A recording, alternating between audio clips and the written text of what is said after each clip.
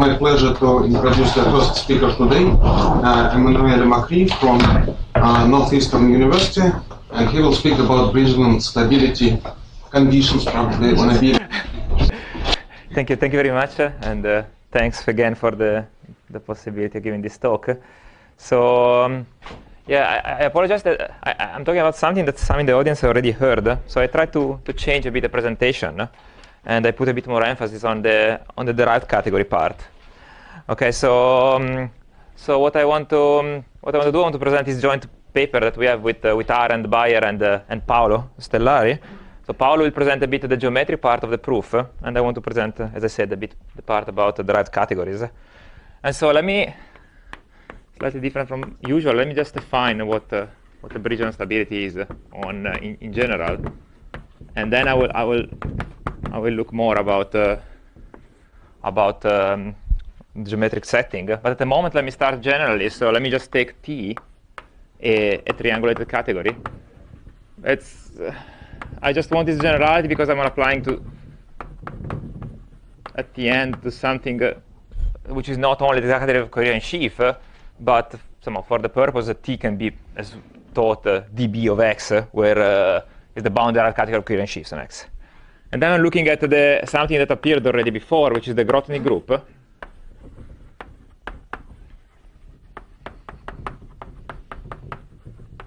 And so this is just a set, this is the group generated by isomorphism class of objects in the category modulo a relation coming from triangles. Okay? So I want to fix a bit more data now. So this is a huge group, so I want to fix some finite dimensional representation of it. So let me just fix two data.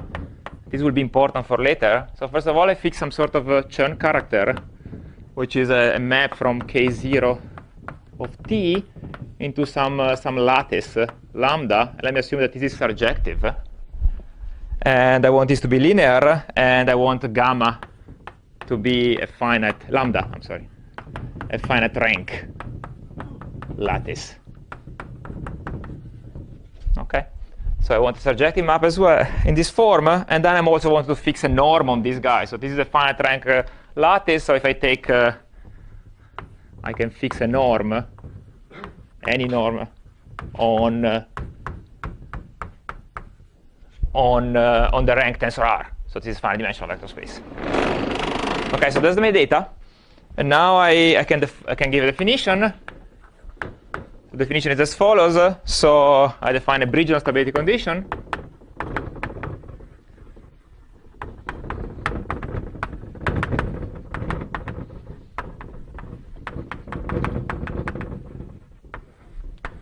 Associated to this data, so to T and with respect to this fixed data here, it's on T with respect to V and lambda.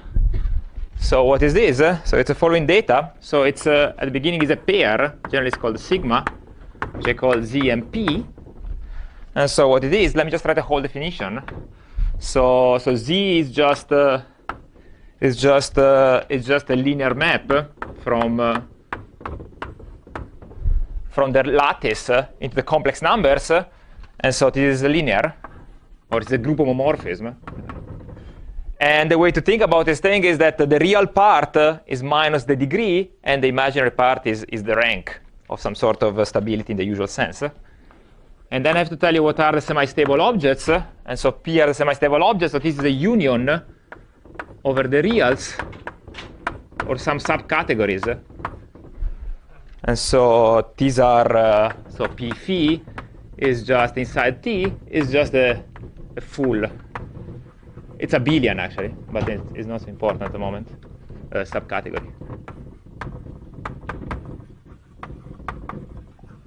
And this category, it's the category of semi-stable objects.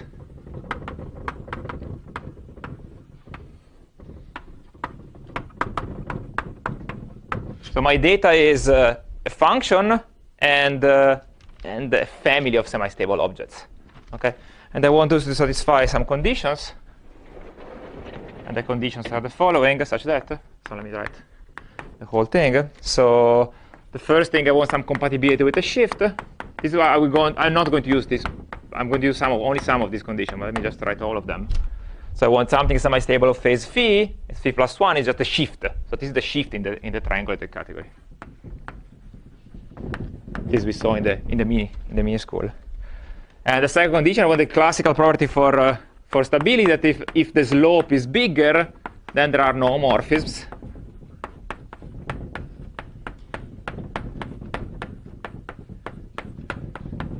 Okay, so there are no homomorphisms in one direction. And the third thing, I want that to every semi-stable object, which I can associate a phase, this phase is compatible with my z I started with.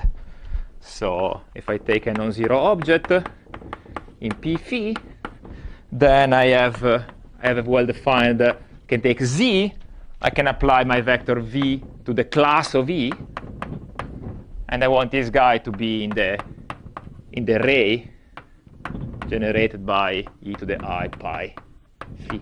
So phi is the argument of the modulus and constant of the z.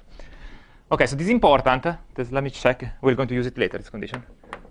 And the first one, well, let me finish the definition first. So for all element in T, again non-zero, I can find Harder-Narasimhan filtrations. So it means I can write down there exists a sequence of triangles. And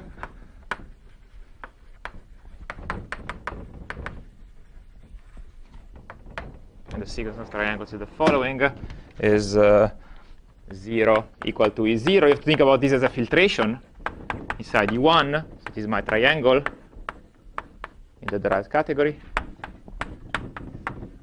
En minus 1 En equal to E.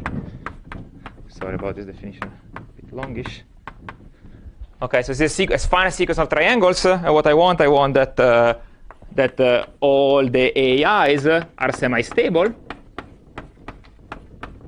And I want the phase to be ordered.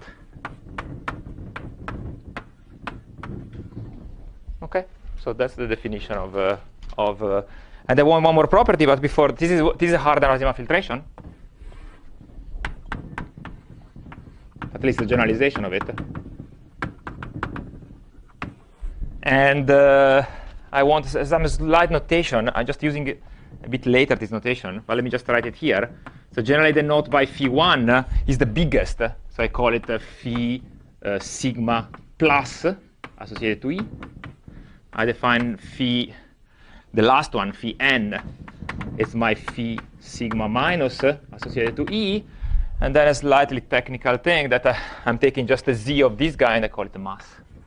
So the mass sigma of E is defined to be the sum of the absolute values of z of the semi-stable factors. Okay, so that's a definition for. And the last part I need, let me just write it here, is probably the most important among all the conditions. Come on. Well, they're all important, but this is the one I want to stress more later, which is so this gives you something, and then these things are nice because I can deform. And so the condition to deform is the following. The moment is written slightly technical, but I'll play with it a bit later. So there is a constant which depends on sigma, but depends on sigma is not somehow continuous, because anyway, I'll talk about this later. Such that, a priori at least, for all non-zero object semi-stable, I want that the following inequality holds. So I have my norm on lambda, and I want this to be smaller or equal than the constant sigma times the norm of z of E of E. Okay, so I want this inequality to be true for all semi-stable objects. Okay. So that's a condition, and you will see later that this condition somehow this was introduced by this called support property. This was introduced in a paper by Consigliere Sobelman. And somehow it's fine. It's written like this seems nothing, but this is somehow the way in which we construct these things is that thinking about this inequality as a sort of generalized Bogomolov inequality, and I will talk about this later. Why? Okay. So far this is the definition. Okay. And so let me just give you something. So this is what I want to describe in the talk. I define stab lambda of t to be the set at the moment of stability conditions. Okay, so this is 5 data, and yeah, so I will. Sure. If I take lambda to be the numerical K group. Yeah, that's generally what you do. Generally, yeah. Is there a natural choice of norm, or is that additional? No, the norm anyway doesn't matter, right? Because it's finite-dimensional vector space, so they're all the same, right? But if your question is there is a natural choice of lambda, yeah, there is a numerical Grothendieck group, is true, but a priori there is no natural choice somehow. Yeah, and actually we're going to make an ad hoc choice, which is useful for what we do, and actually for technical reason. But a priori, yeah. So I mean, what's the meaning of lattice? I will tell you in a second. Yeah, I'll just write it now. So let me just write it. But cohomology, yes, yeah, sure. So you define semi-stable objects to be the elements of P, that's correct. Yeah, it's a datum at the moment. And then I will relate later to actual stability. But the moment is just a datum. So just the datum of Z and P, where P are just a class of all semi-stable objects. So it's somehow I have this thing given somehow. Yeah, it's a bit slightly different from the usual definition, but I recovered the usual definition in a second. But the idea is that somehow this definition is a bit better because really depends only on a triangulated category. While when I have to interpret it in the sense of usual stability, I will have to make some choices. But we are going to do it anyway. Okay, so far so good, right? Let me try to give an example so that you see what is this gamma. But this lambda, sorry. But I just introduce it in this way because I want to have some freedom to choose lambda, actually. So in general, Bridgeland definition is actually without a lambda. So this property has to be slightly modified, this property. But you can define technically becomes like an infinite. The point that this guy becomes a manifold. And if you don't take this quotient, it becomes an infinite manifold. So we're somehow slicing it with finite dimensional slice. Anyway, let me give you the example. So the example to keep in mind is that, and that's the thing that we're going to use, it says when x is mood projective, and let me assume over the complex numbers, a variety. Let me take n dimension, and I fix an ample. Generally, that's my lattice that will depend on an ample, on x, an ample divisor class, for example. But I want it integral. Then I take, what is rational? My lambda, I will denote by lambda h, is the following lattice. It's just, I apologize for the constant in front. It's just for later use. So I take the degree times the rank, then I intersect the ample with a C1, and then what is left is a CHN. Okay, so this is a lattice. Okay, that's some fraction, but still a lattice. This is C to the n plus 1. Okay, so that's my lattice that I will consider, and my vector is just the vector that you can imagine. So it's just a standard vector. Okay, 0 of x into lambda h is just a usual map. Somehow it's just this map somehow. And okay, sorry, I forgot. The category T, of course, is the bounded out category of coherent sheaf on X.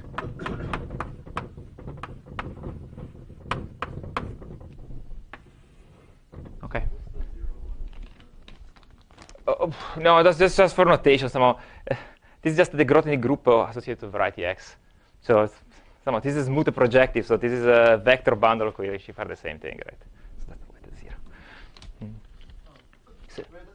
Line, does that lie inside the Chow ring? Yeah, you're right, actually, thanks. Somehow, these are just, I think, numerically. So this is just a set of numbers, actually, right?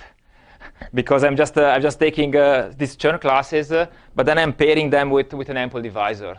So these are just numbers. So this is really just a set of numbers, somehow. So a string of n plus 1 numbers. Do you specify the basis? Yeah, somehow essentially, yeah, it's. Yeah, I'm just taking somehow numerically all the Chern classes and intersecting with an ample somehow. So it's just a slice of the, again, a quotient of the Chow group. But I'm taking again, yeah, it's just numbers at the moment. Yeah. But a priori the numbers are rational. Yeah, rational. Yeah, rational. Yeah, I say it's isomorphic. That's the lattice, right? So you take the image and I'm taking the image in Qn plus 1, and that's my lattice. Thanks. Yeah. Yeah. Inside Q. Thanks. Yeah. That's what I said before. This room 3. So this is strange row. Does it mean that the object in P of phi, they are the semi-stable object with Z given by this rule? That's correct. Yeah. So Z somehow this is a compatibility. So somehow the picture is that you have your Z, and so what I'm asking that the phi is actually the phase of the vector somehow the vector of the complex number. What I want to say is going the other way, that is characterized as the object. It characterizes up to sure. So once you have Z, you know the phase up to shift, right? Somehow a priori you might still go the one around and you still have the shift by one. But it characterizes somehow once you know the vector and the phase and you know also where it's lying, then it's going to characterize, yes. But that's actually a good observation. I'm going to talk about this later, actually. That's precisely the connection with the usual stability, actually. Okay. Okay. So that's the definition. And so the key thing is the following: is that it is a set at the moment, but it's actually a topological space, and that's what I want to describe. And I'll tell you also why do I care about this. And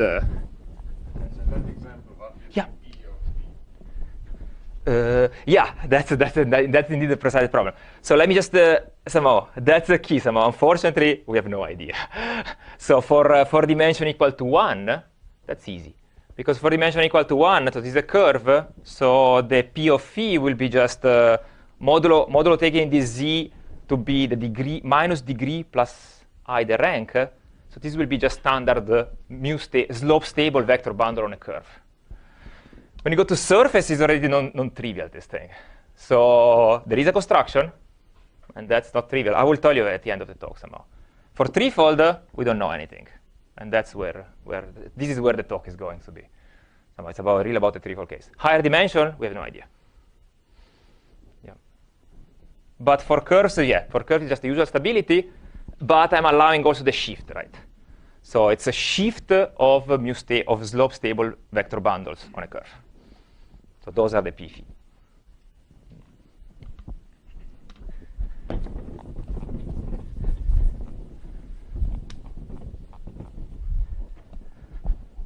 But yeah, the problem is precisely that we have no idea how to construct directly this thing. That's I will comment about this actually. Yeah. Okay, so that's the space. So we're almost good. So the first thing that I want is that some of the keys that somehow, okay, if I have this data given, now I want to vary this data. So I would like the stub to be a manifold. And so that's what the main result of Bridgeland is. So I give a definition. And so what is the definition? I define a metric on stub. And the metric is the following. That's why I have all this notation introduced. Sorry, maybe I'll take this thing up since I need it. So the only reason why I gave this long definition is because of this property here. Now I have naturally defined a metric, or just a generalized metric, because it might be infinite. So this is the supremum over all non-zero object in my category of phi plus, phi 1 plus OV minus phi 2 plus OV. So the difference from the phases of the top element in the Arend-Riemann filtration. Then the same thing with the minus. Oh, sorry, yeah. Thanks.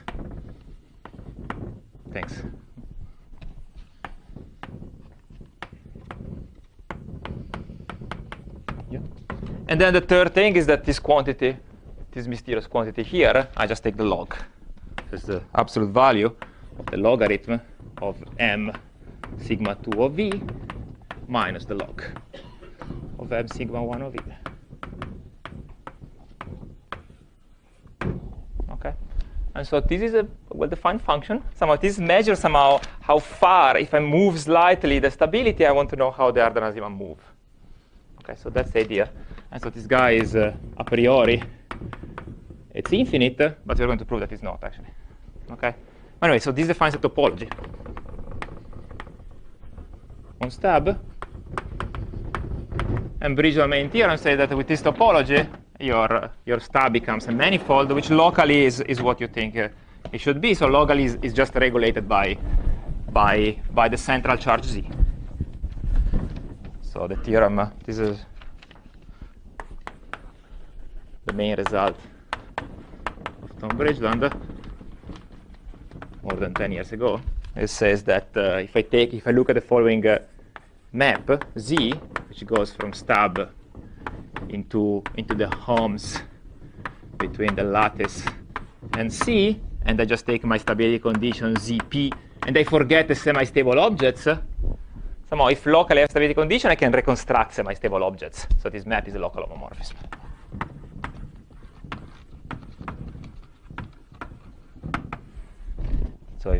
So locally I can deform semi-stable objects.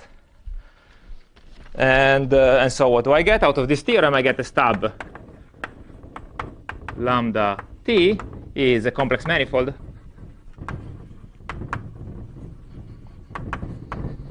of dimension equal to the rank of lambda. Okay? If it is non-empty. I'm going to do this now. If it is non-empty. So anyway, that's the object we want to study. And the question I want to answer are two. So there are two things I want to say. The first one is, as Sasha mentioned, is the non-emptiness. There are several hard problems. I'll try to convince you what is the key here. But yeah, so the first question is, let me just rewrite what Sasha said. Is it non-empty? Actually, even let's just take X. That's the only thing I need, actually. So that's the first question. And the second question, I would like to apply for later use for variation of moduli. I will relate to the second question, is what it is, this manifold. Can I give a description to it? At least a description of a connected component. And the second question is the following, is, well, now I can define moduli space of objects as follows. So these are, it's bad notation, but this is just the moduli space. So it's at the moment just a set, but I can make it into a stack. There's a moduli space of the object E, which belongs to E phi, in which I fix the vector.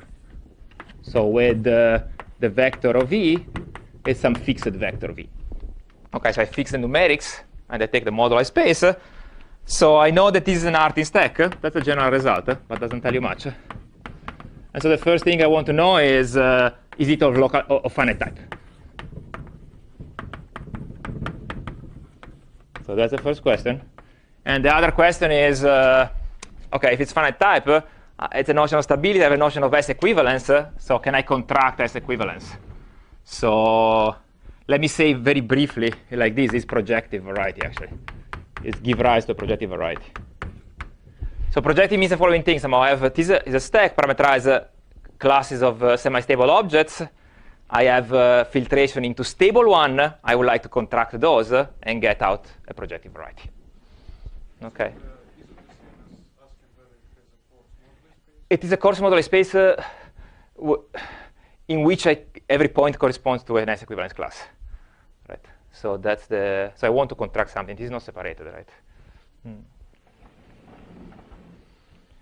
And but OK, if the vector is primitive, then this is equivalent to a coarse moduli space exists, because this becomes it's a gerb. So it exists a coarse moduli space, and still the question makes sense. I want to know if it's projective. OK, so then there is no contraction of S equivalence classes, but still. And finally, the last question is, OK, now if this is true, then the last thing I want to do is I want to vary. And I would like that by varying, it behave nicely somehow. So it means if I hit some wall in which semi-stability changes, I would like to. Oh, so sigma. So the stability conditions. So I vary, yeah. Taking the quotient for the moduli space. So we have a bunch of objects, P of V. Yeah. We specify the topological or other properties. Here I specify the topological data, right? Right. I'm specifying just the rank, okay, times an ample, okay. That's what I'm specifying. If you want, you can specify a bit more, that's fine also. But still, this question makes sense somehow at the moment, right? Somehow it's very vague somehow. I'm not saying anything deep at the moment. I will make more precise later somehow. I'll state this theorem actually. At the moment, it's just a question. I just somehow take these objects. I would like these to be bounded somehow. That's what it means to be finite type. And I would like, in some sense, to get some scheme. I didn't define what is this family, right? But there is a way to define these things somehow. It's not so important anyway. I will state it later anyway. At the moment, I don't want to. Anyway, this is all conjectural at the moment. Okay, but still, so why do I care about this? Let me just say two things. Actually, let me just say one, and then the second will be in the talk of Paolo.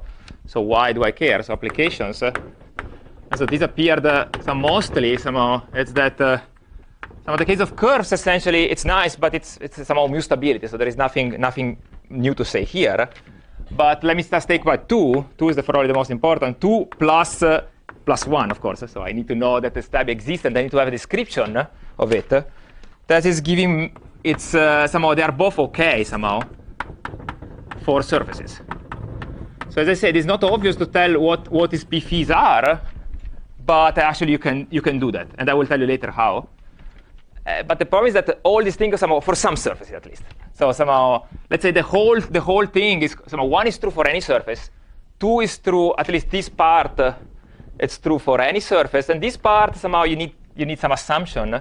And so the classical assumption that I have is that, for example, K3, abelian, and Enriquez, and some del Pezzos, in particular P2. Okay, so for some surfaces, everything is known essentially, and is actually useful to something. For example, this is what Cinker was mentioning in the first talk. Somehow you can apply these to study the birational geometry. Now they are projective varieties, so I can study how they behave on moduli spaces. And via some sort of via generalization of Mumford-Thaddeus principle.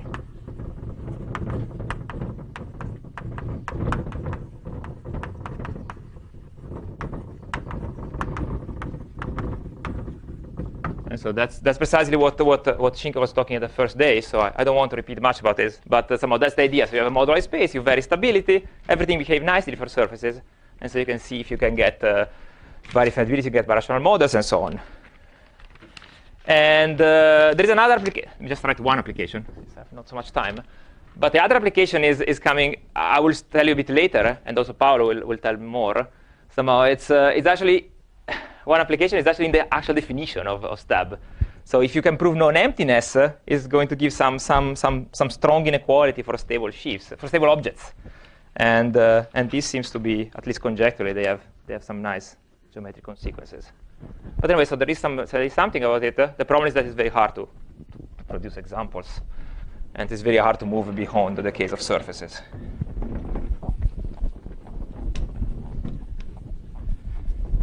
But anyway, so that's the theorem. So that we tried very hard to do something about surfaces, about threefolds, and so let me just finally go to the results.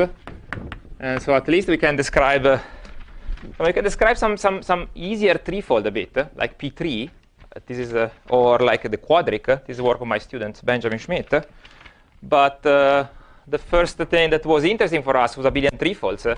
And there was this very nice paper by Macioccia and Pieratne where they prove at least the non-emptiness by using Fourier-Mukai techniques.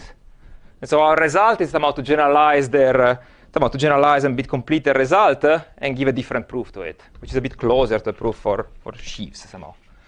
Okay, so let me just say the result. So x, h, lambda h, and dbx are as before. Okay, so smooth variety, blah blah blah.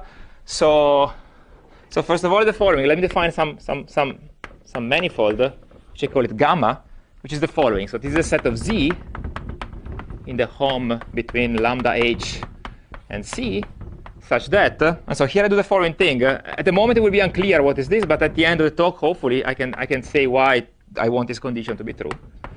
So I'm looking at the kernel of my function z, I intersect with some curve that I'll tell you, but inside the Pn real. So the kernel will have two subspace, and see what it is, and I want this intercept to be empty, where see what it is. So C is just the rational normal curve, which has equation x to the n minus 1 y, 1/2 x to the n minus 2 y squared, and then I have 1 over n factorial y to the n.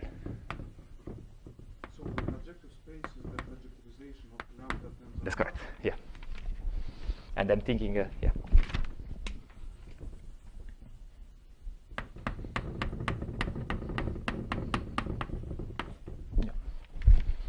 And so this is some object. So I'm asking that the kernel of the Z does not intersect all vectors of this form. And if you think a second about this vector, let me just make a comment. These vectors are the Chern classes of line bundles, for example. Okay? And this is components. It's a messy thing, but I want to choose one component which behave nicely. And this is the component for which, this is a connected component which contains the stability, which is just a standard limit stability that you would expect. So Z is the following: is negative integral of x of e to the negative I h Chern class. Okay, so this Z belongs to this region, and I want to choose the connected component, which will behave nicely, containing this thing. And then I take the universal cover.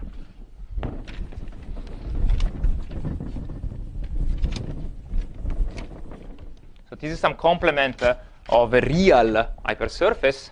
So they don't kill any line bundle. That's correct. And so it's about this is necessary condition, right? Some sort of if you have a line bundle, you can expect it's stable, and so this has to be true somehow. And I'll tell you what somehow. And I take gamma twiddle, the universal cover. Multiples of A. That's correct. Yeah, you don't expect all line bundle to be stable. Somehow it's a subtle question, but for sure expect line bundle. I will tell you why. Somehow line bundle which are multiple of H to be all stable. So these are not enough to cover the whole curve, right? But when you have a lot of vectors, like for abelian varieties, you have many more of these vectors because you have all these flat line vector bundles. So these will be dense on this curve, and so this will give you actually the theorem. So that's the key. But all is parallel to H. Yes. I'll comment also about this later. But anyway, somehow the expectation is not really a conjecture. It's more like an analogy by dimension somehow. And by the argument I was telling you now about line bundle, you would expect that this guy embeds all the time into stub gamma h of dbx. I will motivate why later. But this is open embedding. And the second thing I want that gamma twiddle is a connected component. Essentially, whenever, as I said, there are a lot of objects of this class, so the classical example is abelian varieties, when x is an abelian variety. So that's what we would expect. I don't know. This is in any dimension, of course, so it's a bit unclear at the moment. But that's what we prove, actually. So we have, at least for threefold, we have some conjectural picture that would imply this statement for threefolds. And actually, we do prove this statement for abelian threefolds, and actually a bit more general varieties. So let me just make a remark before stating the theorem. So this, of course, this expectation is OK when n equal to 2. And if you look at the literature, generally this gamma twiddle and the small computation somehow for surfaces is easy because this region actually somehow you reduce essentially to something of this form, modulo some other exponential. It's not so hard to prove, but this is somehow. It's if you look at some literature, this is what they call the alpha beta plane. In the literature, generally this is, for example, there are this nice paper by Arcara and Bertram, or the sequence of paper by Kashun, Huizinga, and Matt Wolf, where they indeed use this plane, for example, in the case of P2, to study birational geometry of the moduli space, like I told you before in the motivation number 2. Okay, so that's for curves, for surfaces is all good, and it's a nice plane somehow. is not enough for K3s. For K3s, for sure, is smaller than the stability condition, and it's not enough for the application. But still, it's a nice region. And sorry, let me also mention that this is also in the work of Yoshioka. In the case of abelian surfaces, where again you can prove everything by just looking at this space.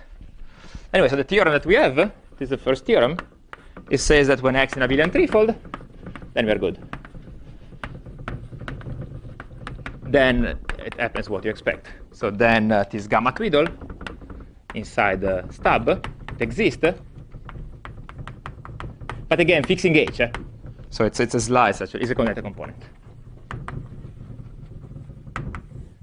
Okay, so that's the statement. So we can go, in particular, it's not empty. Okay, so that's the. And as I say, let me repeat again, the non-emptiness statement was proved before by Macioccia and Pieratne. And you will see in the Paolo's talk a reproof of that result. Let me restate it, since it's important. Prove it earlier.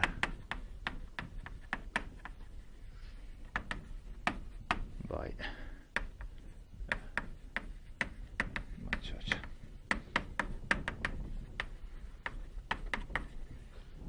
Okay, so that's the statement. Okay, and anyway, there are some generalization to this, which I want to mention, and then I'll try to convince you how to prove it. But let me give some generalization first. So abelian varieties are interesting, but you can do some bit more. You can do. So you can look at a group of automorphism, and you can look at finite subgroup. So this appeared already in such a questions of talk. Anyway, let me first say, so let me fix H to be G invariant, line bundle, divisor class. And then what I do, I look at the equivalent derived category of coherent sheaf. So this is the equivalent derived category. I will give you an example in a second. And the only problem is that the only map we can consider is not really the standard map. And let me change slightly notation. So this is the map that goes from the K theory of the equivalent derived category. Then I go with the forgetful functor. I go into the K0 of X, and then apply my vector VH, which we started with, and then I go into lambda H. So this is the vector I'm taking. So I'm taking still lambda H and taking this vector here. And the second theorem says that, again, same as before. So once I have this notation and this lattice, so this is the statement is that, again, happens what we expect. So theorem 2, again, if I start for an abelian threefold, it's very similar to the previous result. Then I can, then I have again same argument. Gamma twiddle embeds inside stab lambda H. So with respect to this data of dBgx. Okay, so the equivalent derived category. The same. Sorry. Yeah, it's the same actually. Yeah, but it's embedded by the forgetful functor somehow. Yeah, but it's the same, yes. Because it's somehow if I choose H to be G invariant, everything is invariant. Somehow the whole space of stability condition is somehow invariant mode of the action. And so, yeah. Sorry, this guy here is a connect component.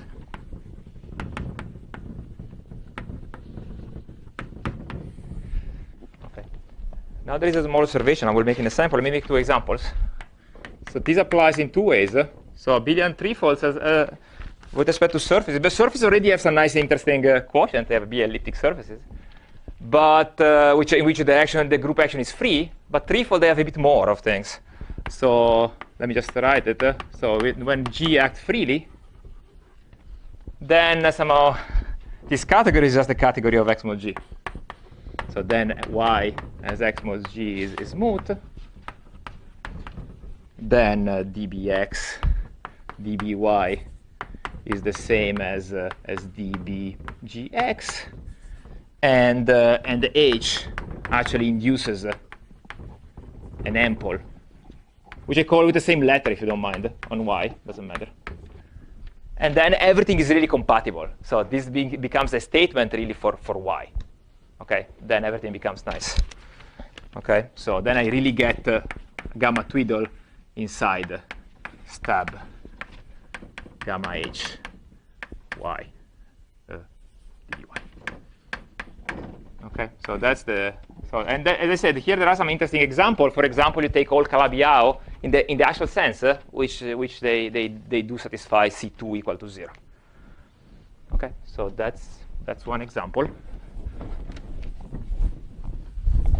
They are not simply connected, but the H10 is equal to 0. And the second example, you can create also some interesting Calabi-Yau. So let me assume something more. So assume that the canonical bundle of X, which is trivial, but I want it to be locally trivial as the G equivariant sheaf.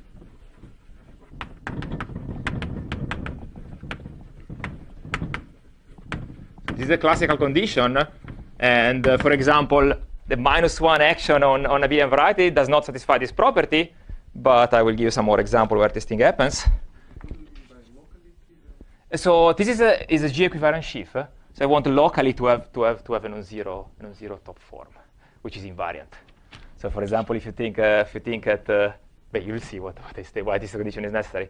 But somehow this means that, for example, the quotient will admit a Krepman resolution. Right. So this is BKR. Let me write it. But somehow, it's yeah, you claim that the quotient always admits a Krepman resolution. with this condition. With this condition. No, for threefold. Yeah, that's what I'm saying. Let me write it. So this is I think so. So with this condition, locally trivial as G equivariant sheaf. So for example, let me just give you two examples. Dimension 3. Yeah. This is true. Let me test again. We are still on abelian threefold, right? Yeah. It's Gilb. Yeah, that's correct. Yeah. Yeah. So let me give you two examples. The example is that, for example, as I said before, if you take an abelian threefold and you act by -1, this will not preserve the top 3 form. But if I take an elliptic curve with a Z-mod 3 automorphism and I take E cross E cross E and I mod out, this will. Okay, so those are the two examples. Anyway, let me state it. So I say that in this case, I have that the dBg of x is isomorphic to dBy, where y over x mod g is the Krepman resolution. And as I said, this is a nice result of Bridgeland, King, and Reed, very old. And somehow y is obtained as a component of G Hilb. Okay. So that's, or if you want, it's a moduli space of object. Anyway. But now the problem is that V is not quite a V that you expect. So this V is this composition. And then I have also to compose with this BKR isomorphism. So this is not totally what you expect, actually. So this is a composition of the BKR in K0 G of x, and then my vector VHG inside lambda h. But still, that's a vector I want to consider. And so this gives you some component, again, same statement, inside stab. But for sure, this is smaller than what you expect. But for respect to this lattice, this is again a connected component. Okay, so with respect to this lattice. Okay, so that's. But somehow you have to think again that this is not associated to any ample line. So somehow, if you think about this two-dimensional case, you take an abelian surface in a K3, so you are describing stability condition for which the ample, the divisor is big enough, for example. So, for example, the problem in this thing is that skyscraper sheaf are not stable, are just semi-stable. Okay, anyway, so that's the statement, and. Yeah, let me just make one more remark, and then I'll try to proceed with the proof in 15 minutes and say a bit about geometry. And so the last theorem that I want to mention, since it just came out recently, so this is Theorem 3. I got the theorem, and this is in this paper which appeared in the archive 1 day ago, yesterday actually. And they say that under this assumption, if this gamma twiddle exists, then the moduli space is actually a nice space. So sigma v phi is actually a proper. So that in some sense, it's not separated, but it's proper algebraic stack. So it satisfies the evaluative criterion of properness. And this is finite type.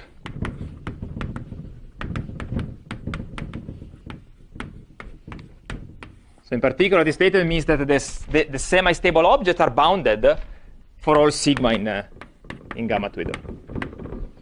Okay, so whenever you can construct a sigma in this way, unfortunately, there's a technical problem. You have to assume this thing. But whenever you can do this argument, this guy will be a proper algebraic spec of finite type, so bounded. Okay. Good. So that's a part. And now let me just, I have 10 minutes, 15 minutes. Let me just sketch the proof. How to produce stability condition on this thing. And so, and the geometric part of the proof will be in Paolo's talk. So. But anyway, let me just say briefly. So the problem, as I mentioned before, there are two problems here. One, somehow we already discussed, and that's somehow I already told essentially how to do it, is how to prove that this guy is actually a connected component. But the issue is to prove the existence somehow. So I want to prove that the stab lambda h dbx is non-empty. So how do I prove this thing? Well, there are two ways essentially. There are two known ways. So the first way is somehow the good way, but it's very hard to do it, which is directly. So somehow I have some reason why I can produce directly without any relation with anything. I just have a set of objects which behave like semi-stable object, and I have a z coming from somewhere. And this generally is very hard, but has been done in some cases. So, but not so many geometric cases.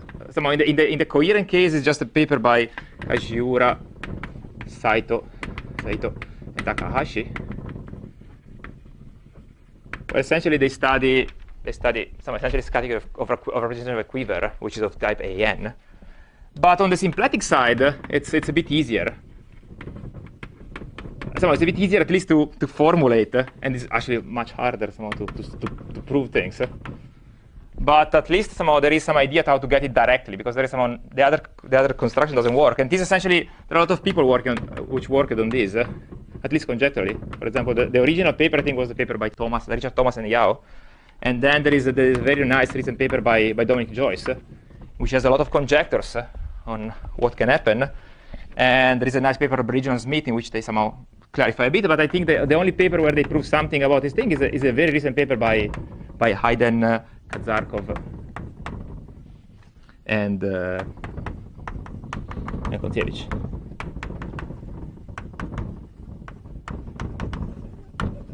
But this is on the symplectic side somehow. So on the coherent shift side, somehow there is it's actually very hard to do this somehow. And so our approach is a bit different. So our approach is by looking at the limit and by using these structures.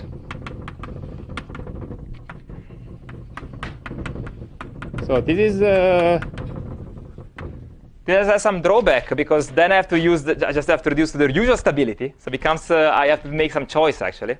But on the other hand, I can use all the theorem about sheaves, which are a bit more developed somehow.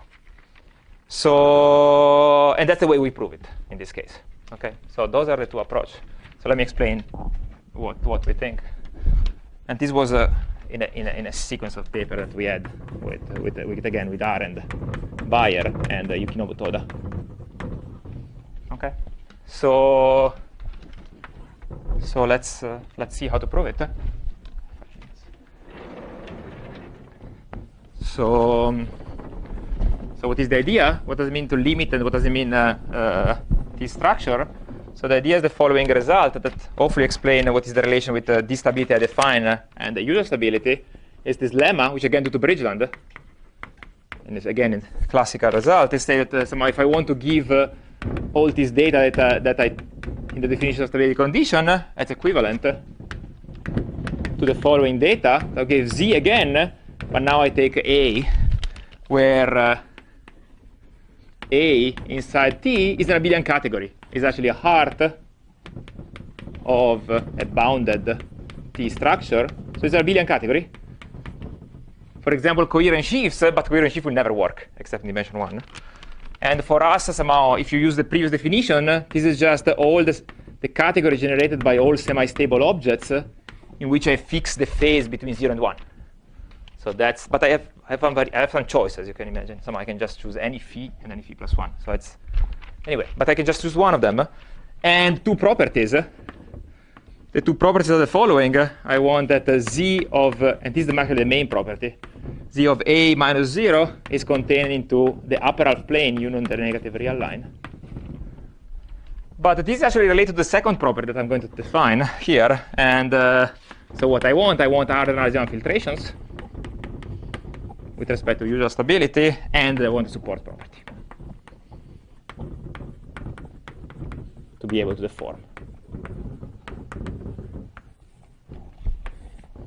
And so what is the connection now? The connection, what are the semi-stable objects? The semi-stable is just, let me just say in a second. So the semi-stable is just the usual definition of semi-stable objects. Now I have an abelian category. I can just define stability by taking sub-objects. I just have to tell you what is the slope. So objects are just shifts, where E is an element in my category A, which is slope semi-stable in the usual sense. So I just have to define what is the slope, and the slope, which depends on A, is just a negative real part of Z divided by imaginary part of Z. Okay? And this condition allows us to say that this slope is well defined and giving us a stability in the usual sense. Okay? So those are the elements in P phi, where phi is the phase coming out of the computation.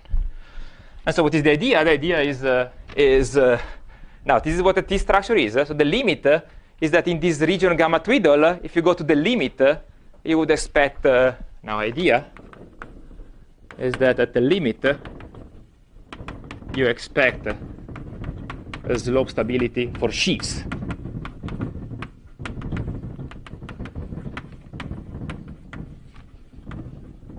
Or some sort of variation of it.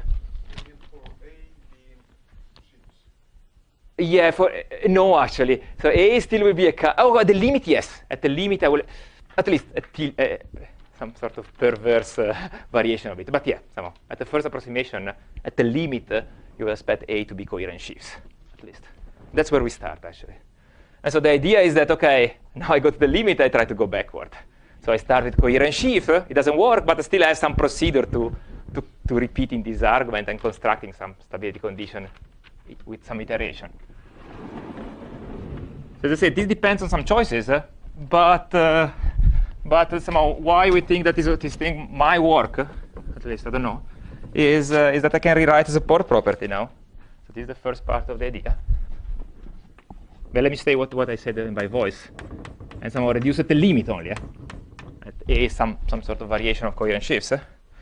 And the idea is that I can, it's a small remark, this one, but it's very useful, actually.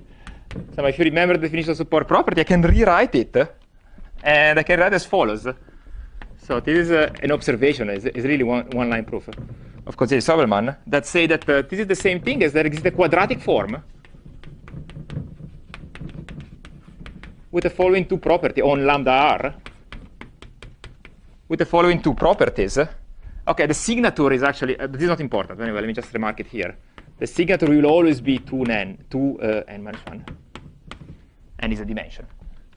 And what are the two properties? The first one is that the Q restricted to the kernel of Z is negative definite. And the second thing is that Q on all semi-stable objects is positive. These are the two conditions. If you just look at elementary linear algebra, you prove that these two conditions are equivalent to the support property I stated before. And a quadratic form with these properties, well, if you start with sheaves, there is one which is given to us, which is Bogomolov inequality. So Bogomolov inequality will satisfy this condition. And so we start from there and try to keep going. So let me just say construction. And then Paolo will explain a bit better this thing. So let me just do it in dimension 3. Part of this construction is general, but at the moment, anyways, already in dimension 3, we don't know how it works. So just some notation. I'm sorry about introducing notation now. So I just allowed myself to vary. So I just take the IMPOL, and then I'm allowing to take any real divisor and any multiple here. Then just a notation, I just twist slightly the Chern character just for simplicity notation. Doesn't matter. This is just a minor thing. And then I start my process. So I start at the infinity, at the limit. So I start with coherent sheaf. And my z at the limit is the usual slope for stability. So it's negative omega square. We are on a threefold. C1 beta plus square root of minus 1 omega cube rank. And then I need some quadratic inequality. This is just usual stability for sheaves. And the quadratic inequality I'm starting with is the usual Bogomolov. At least a variant of it, at least here. Omega square C1b squared minus 2 omega cube rank times omega CH2 beta. Okay, so this by Bogomolov theorem, this guy is positive on all semi-stable objects. So that's the starting. And now I want to deform inside, so I want to use this condition here. And so once I have this inequality, I have to guess what is the next function I'm thinking, and I have to do the procedure of tintering. And that's how to go for surfaces somehow. That's the idea for proving stability on surfaces. So I'm finished. Just one thing. So tilting. So I define A2 as the category of complexes which have the following property. So if I take the cohomology with respect to the first category, so with respect to coherent sheaf, so with respect to A1, in degree L of C is 0 for all L which is not 0, negative 1, and then H0, A1, C is an extension, an iterative extension of semi-stable objects, in this case sheaves, which are slope semi-stable, and they have the slope, let me call it mu1 positive, where mu1 is just what you expect. So it's just rank over degree over rank. This is the usual thing, just up to constant. Okay, and h minus 1 is the same thing.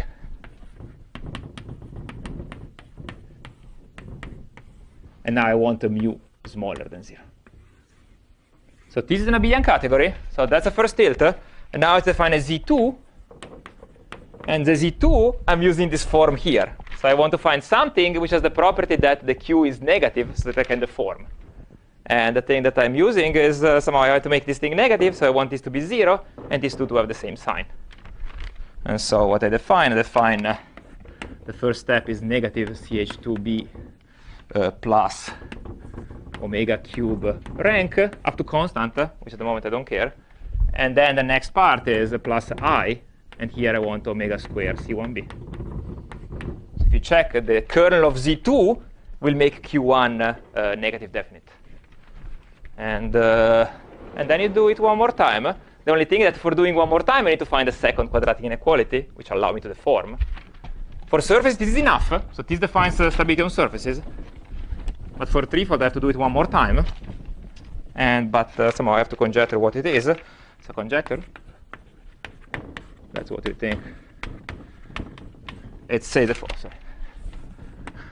This was based also. And the statement is written in the paper also joined with Paolo. Says the following thing, that if I take the form Q2 as the following is Q1 plus some term which in my notation is the following, 2 omega C2b squared minus 3, I hope I confused the omega square C1 times CH3 beta. And I claim that this form, it's positive on semi-stable objects in A2. And with respect to the new slope, which I call it mu2, and the slope mu2 is just what you expect, right? So mu2 is just, again, minus real part divided by imaginary part. So it's just the CH2b minus omega cube rank divided by the new rank, which is this guy. Okay, so that's a conjecture, and the statement is that the conjecture is this conjecture is has some birational geometry application. Oh, I have one. Yeah, it is actually, right? Okay. Thanks. That's a good point, actually. Slightly subtle point. This is already not negative definite on the kernel. It's negative semi-definite. But if I add a small constant here, it becomes.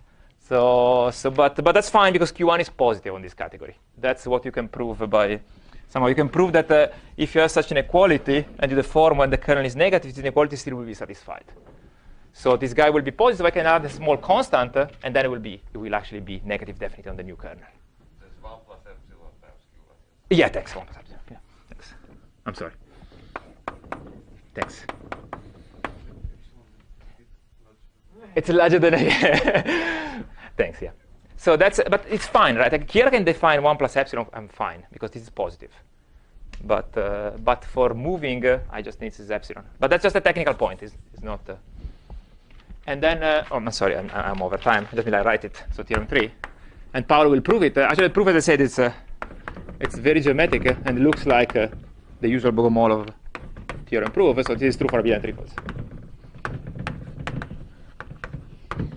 And nothing, and then you keep doing. Just give me 1 minute. So then you define A3 as before, essentially. So you redo the same operation there. You just change cohomology with respect to A1. You change with cohomology with respect to A2, and the slope with respect to mu1. You change it with the slope with respect to A2. And then you define Z3. I don't want to do it maybe now. And it comes out as some Z3, and then the corollary is that this is the stability condition. Finally.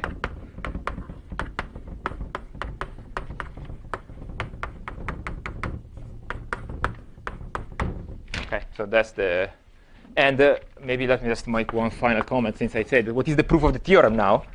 The proof of the theorem is that, at least theorem 1, is that, so these, they move it around, and that's generate the component gamma twiddle. And then somehow, if you look a second this inequality, if I take E, a vector bundle on an abelian threefold X, with a property that delta H, that Q1 is equal to 0, and this guy is stable. So there are many of those. They're all the flat bundles. Then I can prove that. Somehow, then also Q2 is equal to 0. And so this implies that these guys are stable everywhere.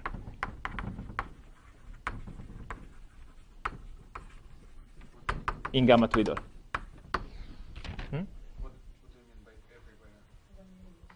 everywhere? Sorry? What do you mean by stable everywhere? Sorry, stable everywhere means that somehow here now I have a new notion of stability, right, in gamma twiddle. And so this object will be stable all over this gamma twiddle for any stability. Yeah, for any stability in my component gamma twiddle. And then, okay, and then as I said, that these guys they are dense in the projective in the rational normal curve I showed at the beginning, so they can never become 0. So they can never move outside this component. And so this proves that gamma is connected somehow. They are dense in the curve C I showed at the beginning, and so this proves that gamma twiddle is connected. Okay, so that's somehow because every stable object has to have a phase. It has to be non-zero. The Z has to be non-zero. So if I hit the curve, it means that something goes to 0, but they are stable everywhere, so that's impossible. Okay, I'm sorry, I'm 3 minutes out of time. Thanks.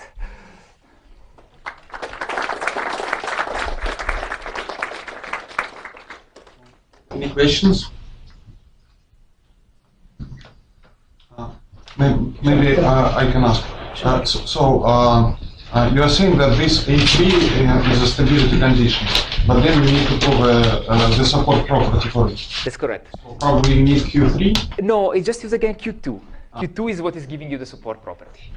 Because again, somehow I'm deforming in such a way that Q2 is negative definite.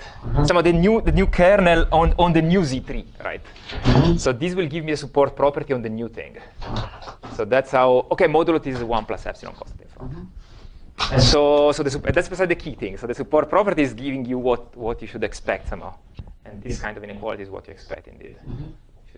Yeah. So this inequality in Q2 implies a support property for this condition.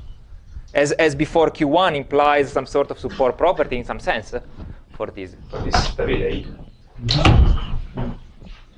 Okay, and maybe one more question. So if I remember correctly, for K3 surfaces, you should also remove some kind of hyperplanes. Yep. So Somehow the idea, yeah, that's correct. So this is not the whole space for K3s. So this is just an open subset. So this argument actually doesn't depend on the choice of Q1, right? So if I start with the Q1, which is stronger, I get more stability. But then I have to worry that maybe stability are not defined everywhere.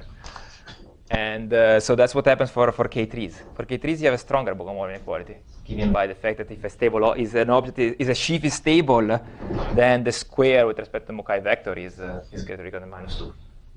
So this is a stronger inequality, so you get some stronger stability here, but they are not defined everywhere somehow. But it's fine somehow. And then you can and then you stop there in that case. But it's true, for example, for Calabi-Yau threefolds, you expect bigger, of course. Now you're missing some singular point you're missing in this way. So you don't get all the nice singular points that you get for a quintic, for example, you don't get here. They're far away. They're not even in the boundary. So, for example, I don't know, the points which are invariant under some equivalence, they're not here. Definitely. So it's just an open subset. The claim is that this is a neighborhood of the large volume limit. Any other questions? Let us Thanks.